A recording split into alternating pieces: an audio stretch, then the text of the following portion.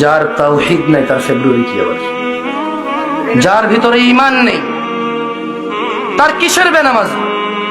যে ঈমান বুঝে না, যে তাওহীদ বুঝে না, তার ফেব্রুয়ারি কি, বড়দিন কি, জিনা কি, ব্যভিচার কি, মদ কি, সুদ কি, মারামারি কি, হত্যা কি, দুর্নীতি কি, তাকে বুঝে তো লাভ নাই।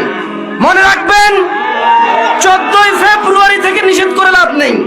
কারণ 14ই ফেব্রুয়ারি ওই সকল মানুষ যায় যারা তাদের রবকে বোঝেনি। মনে রাখবেন, আমি আজকে রবের সাথে পরিচয় করে দিয়েছি এদের।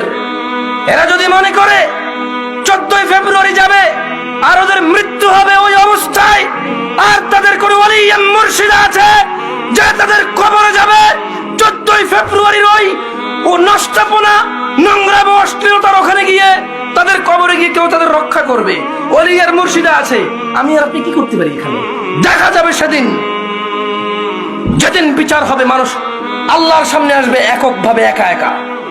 সেই দিন দেখা যাবে ইয়াউমা ইয়াফিরুল মারউ মিন আখিহি, যেদিন মানুষ পলায়ন করবে তার ভাই থেকে, ওয়া উম্মিহি ওয়া আবিহি, তার মা আর তার বাপ থেকে, ওয়া সাহিবাতি ওয়া বানি, তার ছেলে এবং তার সন্তান থেকে।